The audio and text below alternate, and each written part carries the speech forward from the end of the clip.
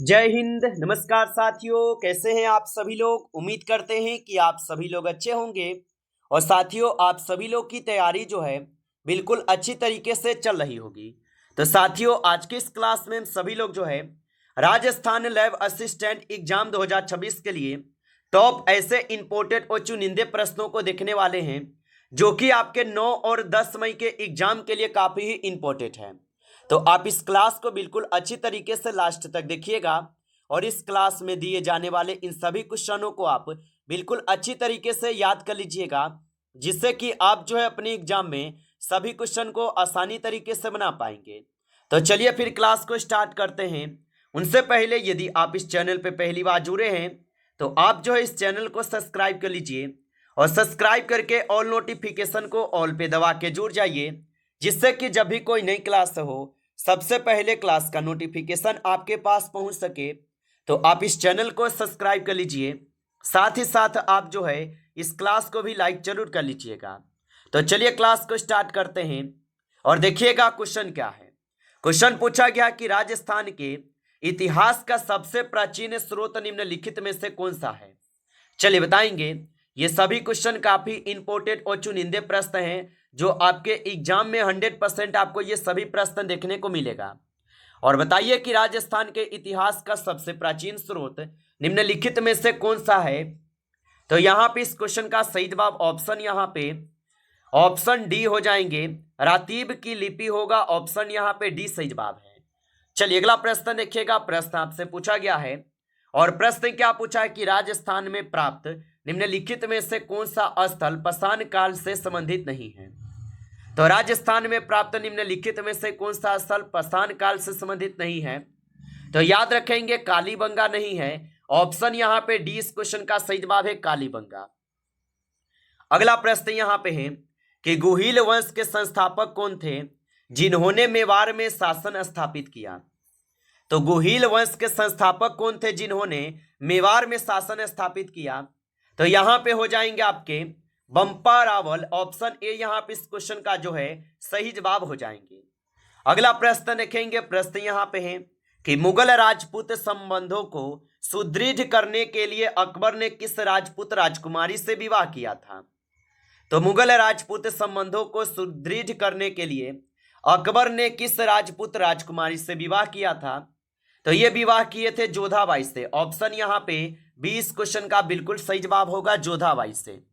चलिए अगला प्रश्न देखेंगे और प्रश्न है कि राजस्थान की अद्भुत वास्तुकला का उत्कृष्ट उदाहरण दिलवारा जैन मंदिर किस स्थान पर जो है ना स्थित है।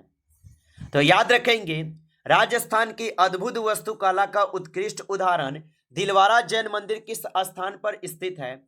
तो ये स्थित हो जाएंगे माउंट आबू पे। ऑप्शन आपका सही जवाब है।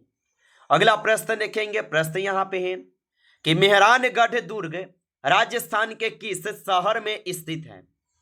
तो याद रखेंगे कि मेहरानगढ़ दुर्ग राजस्थान के किस शहर में स्थित है।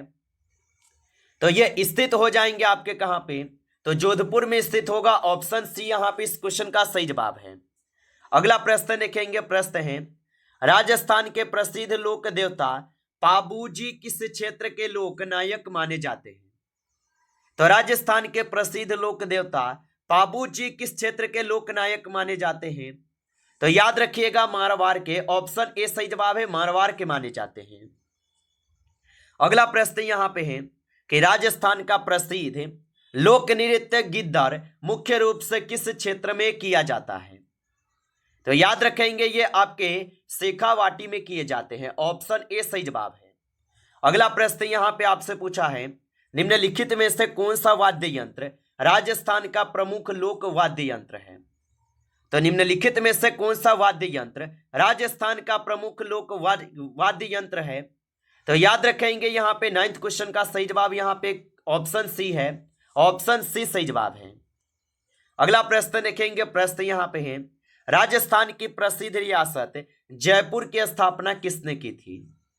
तो राजस्थान की प्रसिद्ध रियासत जयपुर की स्थापना किसने की थी। तो 10th नंबर क्वेश्चन का सही जवाब सवाई जय सिंह द्वितीय होगा। ऑप्शन आपका सी सही जवाब है। अगला प्रश्न यहाँ पे है कि ब्रिटिश सरकार के साथ राजस्थान की रियासतों द्वारा दी गई संधियों में सबसे महत्वपूर्ण संधि कौन सी थी?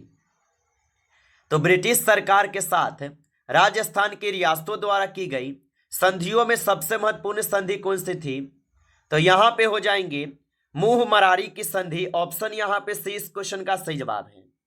अगला प्रश्न यहां पे है 1857 के जन आंदोलन में राजस्थान के किस शहर को सबसे अधिक नुकसान हुआ? तो 1857 के जन आंदोलन में राजस्थान के किस शहर को सबसे अधिक नुकसान हुआ?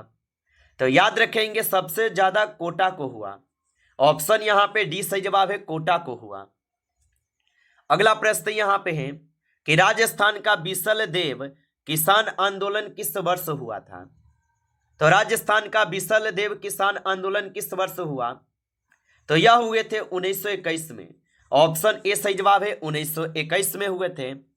अगला प्रश्न यहां पे है राजस्थान के प्रमुख जनजाति आंदोलन भील आंदोलन का नेतृत्व किसने किया था? तो राजस्थान के प्रमुख जनजाति आंदोलन भील आंदोलन का नेतृत्व किसने किया? तो याद रखेंगे इनका नेतृत्व किए गए मोतीलाल तेजावंत के द्वारा। ऑप्शन आपका बी सही जवाब है। अगला प्रश्न देखेंगे राजस्थान के प्रजामंडल आंदोलन का सबसे पहला प्रजामंडल कहां स्थापित हुआ? तो राजस्थान के प्रजामंडल आंदोलन का सबसे पहला प्रजामंडल कहां स्थापित हुआ? तो यह स्थापित हुए जयपुर में। ऑप्शन ए हो जाएंगे सही जवाब, जयपुर में।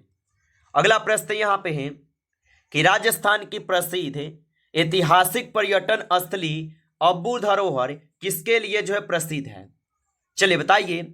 और आप अभी तक इस क्लास को लाइक नहीं किए हैं तो इस क्लास को एक बार लाइक कर लीजिए। नए हैं चैनल पे तो चैनल को सब्सक्राइब करके ऑल नोटिफिकेशन को भी ऑल पे दबा के जुड़ जाइए, जिससे कि जब भी कोई नई क्लास हो सबसे पहले क्लास का नोटिफिकेशन आपके पास जो है पहुंच सके।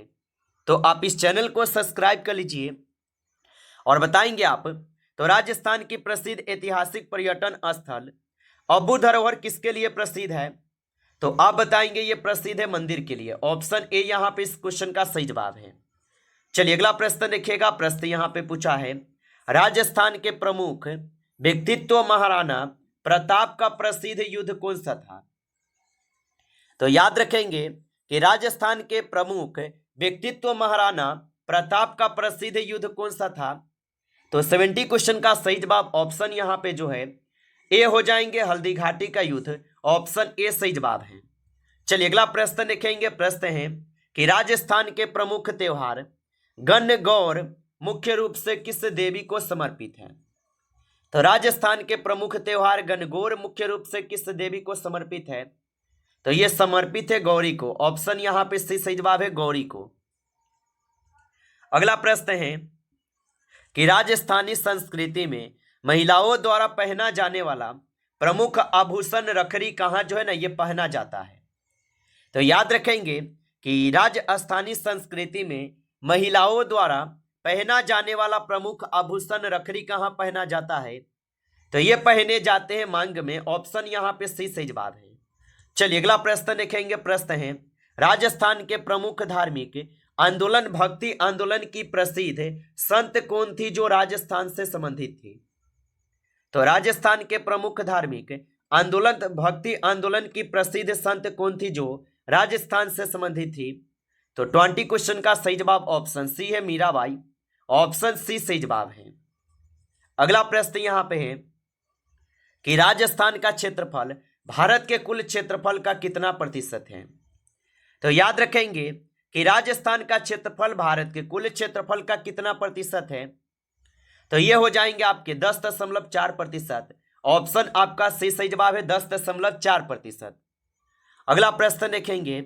और प्रश्न क्या पूछा है यहाँ पे? प्रश्न पूछा है कि राजस्थान के थार मरुस्थल का विस्तार राज्य के कुल क्षेत्रफल के लगभग कितने प्रतिशत में है?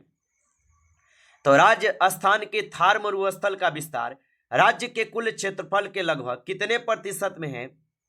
तो याद रखेंगे यहाँ पे इस क्वेश्चन का सही जवाब ऑप्शन डी है, 60% में। ऑप्शन यहाँ पे डी सही जवाब है। अगला प्रश्न देखेंगे। प्रश्न है कि राजस्थान की सबसे ऊंची चोटी गुरु शिखर किस पर्वत श्रेणी में स्थित है? तो राजस्थान की सबसे ऊंची चोटी गुरु शिखर किस पर्वत श्रेणी में स्थित है? तो 23 क्वेश्चन का सही जवाब ऑप्शन यहाँ पे जो है आप सभी लोग का ए हो जाएगा, अरावली। ऑप्शन ए सही जवाब है, अरावली होगा। अगला प्रश्न यहाँ पे है कि राजस्थान की प्रमुख नदी लूनी का उद्गम स्थल कहाँ है? तो राजस्थान की प्रमुख नदी लूनी का उद्गम स्थल कहाँ है? तो यहाँ पे इस क्वेश्चन का सही जवाब ऑप्शन बी है, अजमेर होगा। ऑप्शन आपका बी सही जवाब है। चलिए अगला प्रश्न देखेंगे। प्रश्न यहाँ पे पूछा है कि राजस्थान में सर्वाधिक वर्षा वाला क्षेत्र जो है कौन सा है? तो राजस्थान में सर्वाधिक वर्षा वाला क्षेत्र कहाँ है?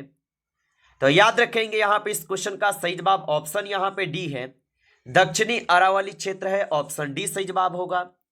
अगला प्रश्न देखेंगे। प्रश्न पूछा है और प्रश्न क्या यहाँ पे पूछा गया है? प्रश्न है कि राजस्थान में पाई जाने वाली काली मिट्टी सबसे अधिक किस जिले में पाई जाती है? तो राजस्थान में पाई जाने वाली काली मिट्टी सबसे अधिक किस जिले में पाई जाती है? तो ये पाए जाते हैं कोटा में। ऑप्शन यहाँ पे बी सही जवाब है, कोटा में। चलिए अगला प्रश्न देखेंगे। प्रश्न है कि राजस्थान का राज्य वृक्ष कौन सा है? तो राजस्थान का राज्य वृक्ष कौन सा है? तो राजस्थान का राज्य वृक्ष हो जाएंगे खेजरी। ऑप्शन यहाँ पे सही जवाब है, खेजरी होगा। अगला प्रश्न यहाँ पे देखेंगे और प्रश्न पूछा है कि राजस्थान का एकमात्र राष्ट्रीय उद्यान जो बाघ परियोजना से संबंधित है कौन सा है? तो याद रखेंगे कि राजस्थान का एकमात्र राष्ट्रीय उद्यान जो बाघ परियोजना से संबंधित है कौन सा है? तो 28 क्वेश्चन का सही जवाब ऑप्शन सी है, रणथंभौर राष्ट्रीय उद्यान होगा। ऑप्शन आपका सी सही जवाब है।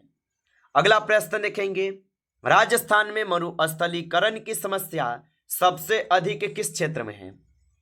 तो राजस्थान में मरुस्थलीकरण की समस्या सबसे अधिक किस क्षेत्र में है? तो ये हो जाएंगे आप सभी लोग का उत्तर पश्चिमी राजस्थान में। ऑप्शन यहाँ पे सी सही जवाब है। चलिए अगला प्रश्न यहाँ पे पूछा है और प्रश्न क्या पूछा है कि राजस्थान का कृषि जलवायु क्षेत्र जो कि अति शुष्क क्षेत्र में मुख्य रूप से कौन सी फसल उगाई जाती है? तो राजस्थान का कृषि जलवायु क्षेत्र अति शुष्क क्षेत्र में मुख्य रूप से कौन सी फसल उगाई जाती है? तो याद रखेंगे इसमें बाजरा उगाए जाते हैं। ऑप्शन सी सही जवाब है। अगला प्रश्न यहाँ पे है और प्रश्न है कि राजस्थान में पशुधन की सबसे अधिक संख्या किस जिले में पाई जाती है? तो राजस्थान में पशुधन की सबसे अधिक संख्या किस जिले में पाई जाती है? तो ये जोधपुर में पाई जाते हैं। ऑप्शन ए सही जवाब है, जोधपुर में। अगला प्रश्न है कि राजस्थान की प्रमुख बहुउद्देशीय परियोजना चंबल परियोजना किस नदी पर स्थित है? तो राजस्थान की प्रमुख बहुउद्देशीय परियोजना चंबल परियोजना किस नदी पर स्थित है? तो याद रखेंगे ये स्थित हो जाएंगे आपके चंबल नदी पे। ऑप्शन यहाँ पे सी सही जवाब है।